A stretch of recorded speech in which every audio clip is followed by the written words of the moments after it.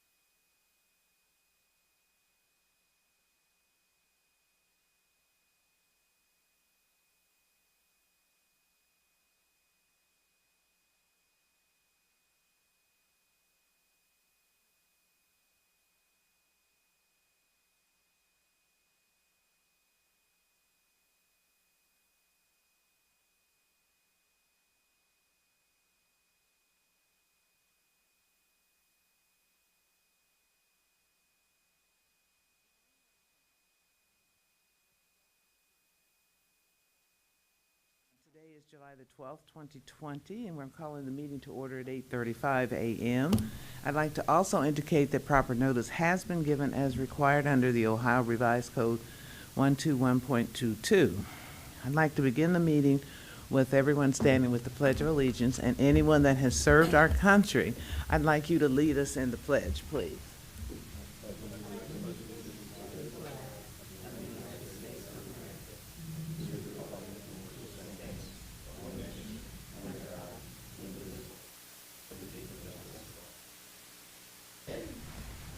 And again, I'd like to thank those who served our country and continue to serve our country.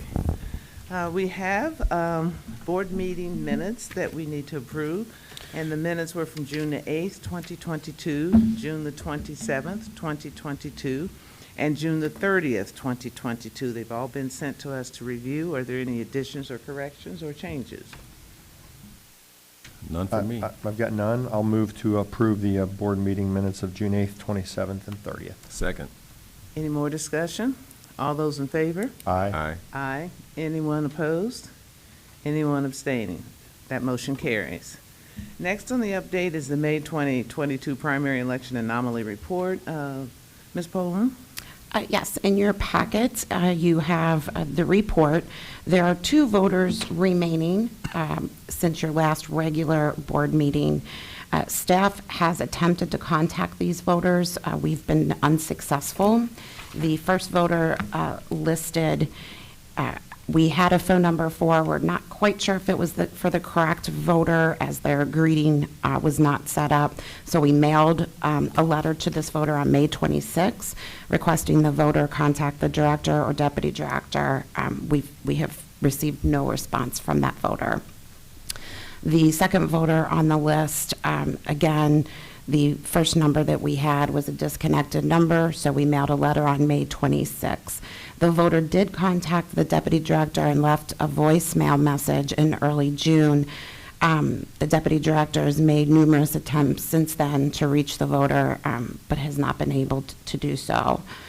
These were voters who, the first voter voted provisionally at their polling place on Election Day and in person during the early voting period, and the same with the second voter. So these are voters who cast 2 ballots, only one was counted in each incident. Okay.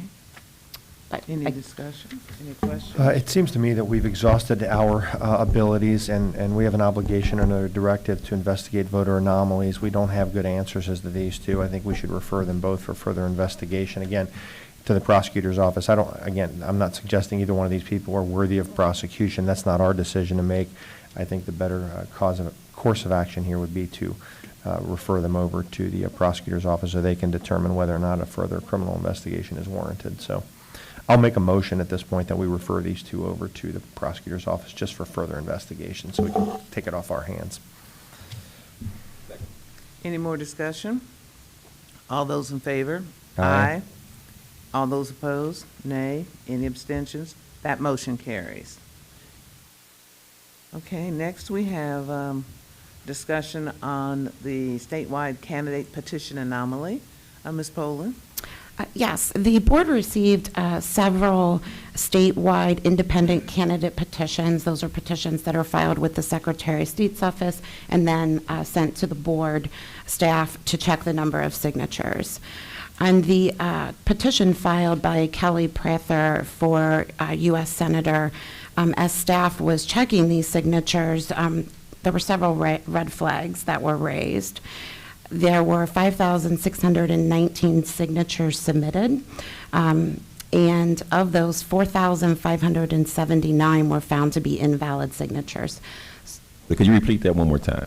Out of 5,619 signatures submitted, and this is documented in the report in your packet, 4,579 were found to be invalid. That's 81% invalid. That's a high number. That's unusual for that large of signatures to be invalid. There were 192 part petitions submitted. Of those, 74 had 0 valid signatures. Again, that's an unusually high number. So our staff spot checked one of the petitions with the 0 valid signatures and found 6 signatures contained on that part petition with an address listed of 129 East Clifton Avenue. There are currently no registered voters at that address. There has not been a registered voter at that address since 2013. So we sent a bipartisan team out to inspect the building. They took photographs. That also is in your packet. The building appears to be abandoned. There are no doors. The doors, windows are all boarded up. Again, you have numerous pictures in your packet. So due to all of these red flags, we wanted to bring this to the attention of the board. Do we have any sense of when this building was abandoned? We do not. All that we know at this point is through our voter registration system, we know that there has not been a registered voter there since 2013. Oh, okay. So I had a chance to go over this before the meeting, and just I digested, understood it. We, again, have the ability here, and actually the obligation under the statute as well as the longstanding directives of the Secretary of State to investigate these kind of anomalies. We did it with the two that we did here. So my position here is that we investigate this further. I think we should issue a subpoena to the candidate and see what, if anything, she can provide by way of information as to why this occurred. Again, I've been in the criminal world for a long time, but I keep an open mind to what's happened here. I don't want to make any assumptions, so I think it's fair before we refer this to a criminal investigative agency like the county prosecutor that we give the person an opportunity to explain to us what might have occurred. So it's my position that we should issue a subpoena to Kelly Prather, and see if she's got explanations as to how we get these high validity rates, invalidity rates, that is, and then go from there. That's my position. Well, I'd just like to know, has any attempt been made to contact her first, since, No, not by staff. We have not attempted to contact her. I will note that she was the circulator on these part petitions. okay, so she personally circulated 5,619 signatures between a period of time. So I agree, I think we need to notify her and subpoena her, and to determine what her side of the story is, and then move forward from there. Mr. Mallon? I concur. I mean, 192 part petitions circulated by one person with, you got 74 part petitions with 0 valid signatures, so there's at least 30 signatures that can be had, I guess, on, is it 30? 30 per page. Yeah, 30 per page. Right. So out of 30 signatures, you can't get one valid out of 74 of these petitions. That's pretty strange. Yeah, and I'm not a handwriting expert, but I can tell you that the handwriting looks awfully similar. So, again, this is the kind of thing we should be guarding against, to preserve the integrity of the process. So I'm glad we're in agreement. I think we should have a subpoena issued consistent with our subpoena authority, and have this person back here before us so we can determine next steps. So issue subpoena, and our next regular meeting would be August the 1st. Is there, well, we're almost into August, aren't we? Madam Chair. Yes. As I have informed the board previously, I will not be here on August 1st or 2nd. And I think that, the full board should listen to this. So I would ask that if we do subpoena her, or when we do subpoena her, that we make it for sometime after the 8th of August. And we also have election business too, so maybe Right. it's better to have this at a meeting that's not around the election.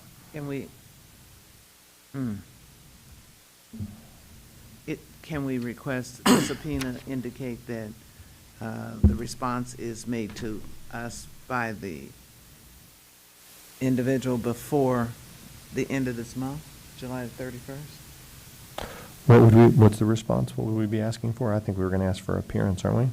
We're going to ask for an appearance, but we need to get, I would think that we would subpoena as soon as possible with a particular time frame in which for the person to respond. Okay. So do you want to But like- schedule a meeting between now and the end of the 31st then? Yes. Okay. Yeah, So- Madam Chair, yeah, I leave Cincinnati the morning of the 27th of July, so prior to that, I'm here until the available through the 26th. So what date? Oh, the 25th is a Monday? Uh-huh. When do you leave? He The leaves on 20 Wednesday, the 27th. 27th. Sorry. I'm actually open on the 26th in the morning.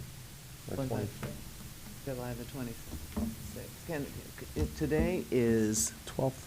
the 12th, so if we could request that the subpoena process be initiated today and a response from the individual before that Friday, and I don't have my phone in front of me, so what's that Friday before the 25th? 22nd? 22nd. That seems reasonable. I, for one, do not like with something this serious for much delay in betwixt and between. Okay. Okay. So which day are we picking? The subpoenas, issue the subpoena immediately with a date for a response to be by July the 22nd? Well, when you say response, I'm just not entirely sure what that means. What do you mean by response? Subpoena would be show up and she either does or she doesn't. Or if she has an explanation. But wouldn't she present that to the board on the day that we subpoena her to the meeting? But I thought we could have our meeting on the 26th. Right, okay, but I'm just wondering what the deadline would be for the, I said the 20. 22nd. Right, Madam Chair, Mr. Sure, Stevenson, that's we would compel her to appear in person. right? Not issue a response in advance of that. Appear and explain, Right. essentially, Oh, okay. correct? Yeah, that's, Right. So we pick a date Which would be the 26th. on which she should appear. All does right. that work for you, Chip? That does, yes. Good. Okay, Madam Chair, yes. full transparency, so outside of the Board of Elections, I have a position that I come in contact with this particular individual, like she's on the executive committee, I'm the president of the organization, so I don't know if, just being transparent, if there be any kind of conflict, appearance of impropriety or anything, I just want to bring that up. Joe, I think in those circumstances, a phone call to the Ohio Ethics Commission might be in order, Okay, because they'll give you a yay or a nay that you can rely on. okay, You know, if I were to tell you, or even if our office were to issue an opinion, that doesn't make it gold, but the Ethics Commission can tell you whether or not you should be voting on that kind of issue. okay, thank you. And I think that just to be on the safe side, if you can get it in writing, or they can provide for you the actual standard that states that. I know we all like to be, stay ethical and be within our scope of practice as board members. All right, so we need a motion. I'll move that we issue a subpoena to Kelly Prather for appearance on 7/26. We haven't decided on a time yet. 8:30? I mean, that's the normal time. What's your Sure. schedule look like? Yeah, for fine. 8:30? Chip? That's fine. Joe? Chair. All good? Okay. Yeah, I'll be here. Here at the Board of Election. Special BOE meeting? Okay, so again, my motion, so it's clear, is that we issue a subpoena for a personal appearance for Kelly Prather on Tuesday, August 26th at 8:30 a.m. July. Excuse me, July, thank you. For the sole business of investigating a voter anomaly. Do we have a second? Second. Any more discussion? All those in favor? Aye. Anyone opposed? Anyone abstaining? Maybe should I abstain until I get the opinion from the Ethics Commission? I'm sorry, what? Should I abstain until I get the opinion? I think you're okay on the issuance of the subpoena. The question is going to be what action would be taken after the subpoena was issued, assuming that she shows up Okay. and tries to explain. All right, So, I'm a yay. okay, so shall we do it again? All those in favor? Aye. Aye. Anyone opposed? Anyone abstaining? That motion carries. Thank you. Next, we have August the 2nd, 2022 primary election equipment allocations. Ms. Poland? Yes, a spreadsheet of the equipment allocation for the August primary is in your packets. If you recall, you had approved this approximately 90 days prior to Election Day. Secretary of State directive requires you to re-review within 30 days of Election Day. We have updated the report after the close of registration with our new registration totals. We've not seen any significant increase in registration in a particular precinct, so we're recommending the allocation remain the same. That makes sense. Any discussion? Okay, call for a motion. Madam Chair, Yes. move to approve the equipment allocation for the August 2nd primary election. Second. Any more discussion? All those in favor? Aye. Aye. Anyone opposed? Anyone abstaining? That motion carries. Next, we have approval of the discussion of the August the 2nd, 2022 primary election ballot and provisional envelope quantities. Yes, this is similar to your last report. You originally approved 90 days prior to Election Day. You're required to re-review. Again, there being no significant changes in registration, staff recommends that the quantities remain the same as indicated on the spreadsheet in your packet. Any more discussion? I'll make the motion. Motion? Yeah, I'll make the motion that we approve the ballot and provisional envelope quantities as recommended by the director. Any more discussion? All those in favor? Aye. Anyone opposed? Anyone abstaining? That motion carries. Next on the agenda is the 2023 proposed budget. Yes, in your packet is a copy of the proposed budget. This is staff's recommendation. The proposed budget is due to the Board of County Commissioners by the end of this month. This is, the Deputy Director and I reviewed the proposed budget and worked on this with our fiscal officer. It's our standard budget for an odd year election cycle, with the exception of we will be asking for funding for two capital projects. One is that we are requesting funding to purchase a new vehicle. Our van is 10 years old. It is a cargo van. It only allows for the driver and a passenger.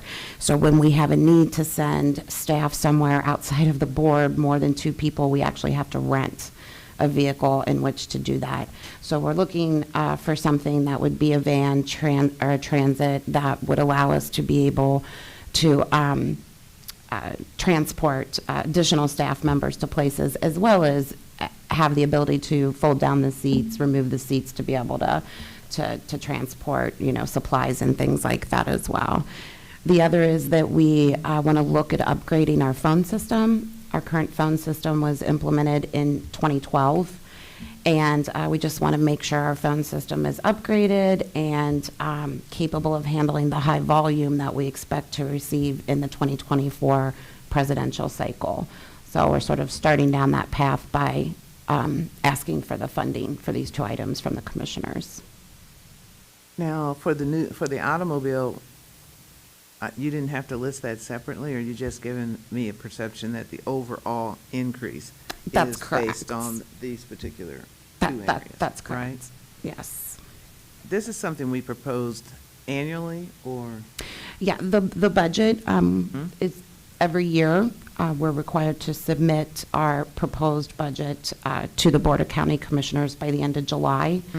And then we'll work with the budget analysts through the process, and typically the commissioners approve the budget, usually late November or December. Okay. I have a quick question. Now, the phone system, you said we brought it from downtown? We did.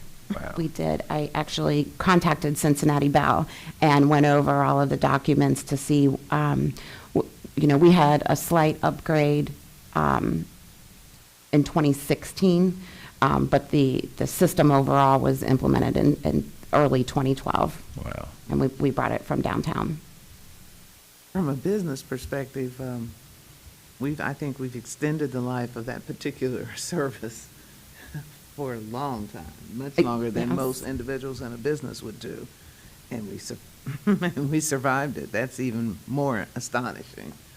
I'll move approval of the 2023 proposed budget. Second. Any more discussion? All those in favor? Aye.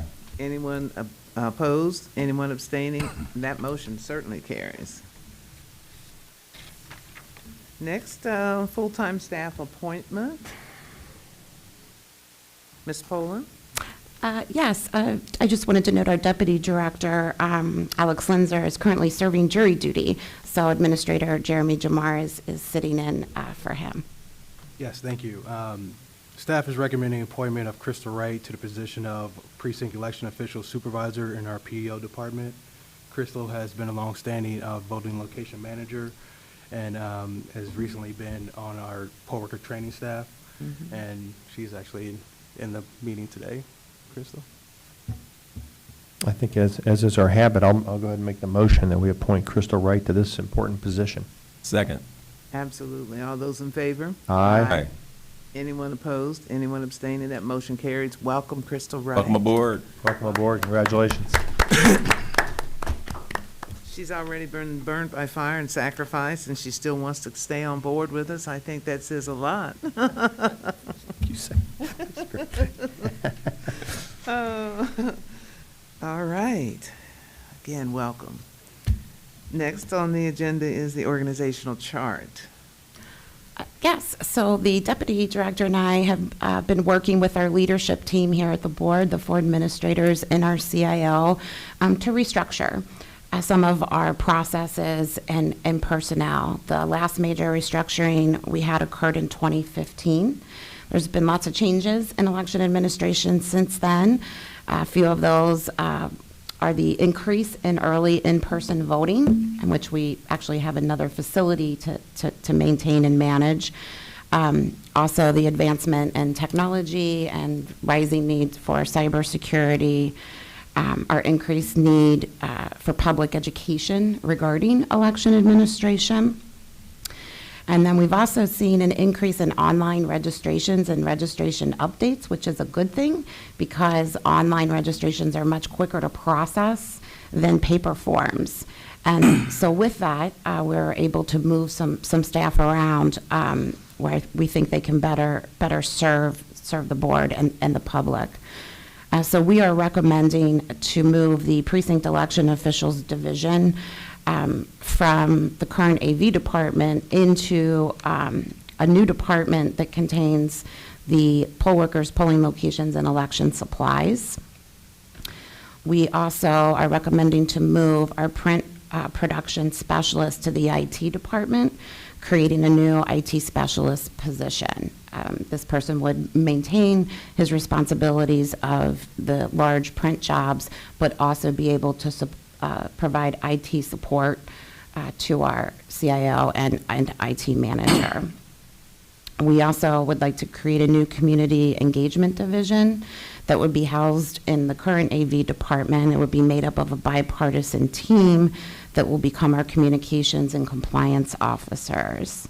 And lastly, we'd like to rename the registration department the voter services. And all of that is sort of laid out in our new organization chart. I also want to note that this is a unanimous recommendation from our leadership team here at the board. So we are asking for the board's approval of this new organization chart. Madam Chair, if I could, I know the staff has spent much time on this. Our leadership here at the board has spent much time doing this. I've talked with Sherry about it several times. It seems to me to be a great step forward in the continued good work that we do. I know we say it a lot, but this is a model board of elections in the state of Ohio, and I look to Kenny here to nod and say yes. Thank you, Kenny. I know they're all of yours are, Kenny. But anyway, I just, to me, this makes great sense. I think the renaming of the departments to better identify what they do makes sense. So just for purposes of moving it along, but also I'm sure there'll be perhaps more discussion, I'll move that we approve the organizational changes and the new organizational charts that's been recommended unanimously by staff. And I second that motion. This is, to me, just puts us into where we should be as you look at professionalism and also helping staff understand completely where they are, and staff were involved in this as well. So I don't have any further discussion. I'd like to call for the vote. All those in favor? Aye. Aye. Anyone opposed or abstaining? That motion carries. Aye, I'm sorry, I voted aye. Yeah. Yeah, okay, that motion carries. Thank you, and a great job that all of the staff did in putting this together, and a lot of the transitioning also involves some in-house movement as well, upward. So this is great. Very good. Next, full-time job descriptions. Yes, along with that reorganization, staff reviewed all of the full-time job descriptions and updated them as necessary. These were circulated to the board via email last week, and we are looking for approval. This is for every position, right? It's for every Okay. full-time position, correct. Okay. Again, we had some updates to a few job descriptions over the years, but we haven't, done a thorough review since 2015. I'll move approval of the new full-time staff job descriptions. Second. Any more discussion? All those in favor? Aye. Anyone opposed? Anyone abstaining? That motion carries. Oh, this is great. I'm really impressed with this organizational chart. This was something I had asked for when I first came on board as a chair, with all the changes that are occurring, and I just, again, thank everyone. To me, this reflects where we should be as So I a have a question. professional. With all the shifting and everything, what about the movement internally of offices? Yes. So staff's plan was, as of today, all of the staff members will be, that are moving, will begin reporting to their new administrator. And then we have in the works the infrastructure to make the physical move. We're hoping to be able to do that by the end of the month. As our CIO sort of gives me a look on that, we have, we have some electrical needs that are scheduled, as well as, there's some cabling for the data and the phone systems that we're trying to get in place. So we're hoping by the end of the month. If not, we'll delay until like mid-August, Yeah, so we nice. can get through the August primary without disruption. Looks great. How's it looking as far as early voting? We are prepared for the election. We are seeing a low turnout, as I think what we had anticipated. It's lower than where we were at this point in the May primary, both by mail requests as well as early in person. And Jeremy might have something to add to that, as he's the administrator in that department. Yes, thank you. We're seeing, on average, about 100 voters coming in to vote at the early vote center. We are currently sharing space with the health department doing the vaccine votes. We have seen a bit of an uptake for those individuals coming to get the vaccine for their children, and the parents will come in to vote as well. So that still has been a successful program. But as Sherry has said, the turnout has been lower than expected. So I would not compare it myself to the May primary, because we have had other primaries throughout the years, some in August. So how does this compare to the August ones that we've had in the past? I mean, fairly similar. Do keep in mind, this is a continuation of the May primary. So there's essentially part 2 of the May primary. But given, with August election cycles, we typically don't see a very high turnout. I had heard, when you hear a rumor, you tell on it. So I had heard a rumor that we were probably going to be looking at 1% to 2%, so I'm telling on it. So I'm hoping anyone that's watching this will help us squash that rumor and get into the polls and vote. So 1%, I'm going to shoot for 3 or 4. Okay. All right. We have also our Secretary of State Liaison, Kenny. Is there anything you'd like to share with us, please? Sure. Good morning, Board.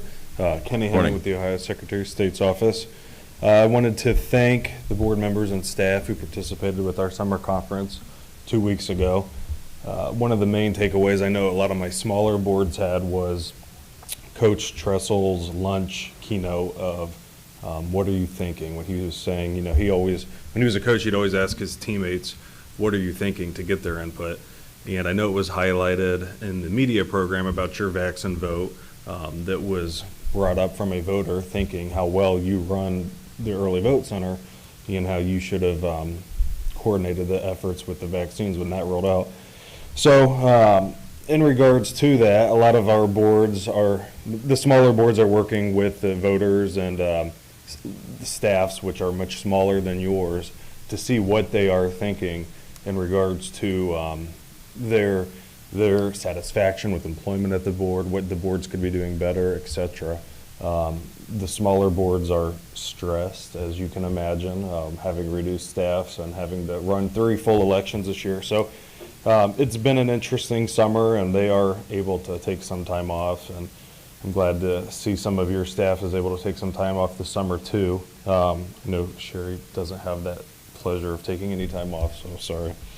I'm with you. I can't take a consecutive I was getting week ready off. to say Sharon Alex. The only reason Alex isn't here Yeah. because he's fulfilling his community Exactly. duties.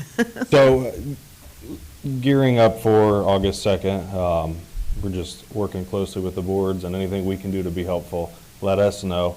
It is interesting to hear boards starting to say they're preparing for the presidential in 2024 already. Hearing that this morning again. Something we're always thinking about, but anything we can be helpful with, please continue to let us know. Thank you. Thank you. Is there anyone else that would like to comment? Seeing none, I'd like to entertain a motion to adjourn. I'll move to adjourn. Second. All those in favor? Aye. Anyone abstaining? None but the devil, that motion carries. Thank you. Thank you.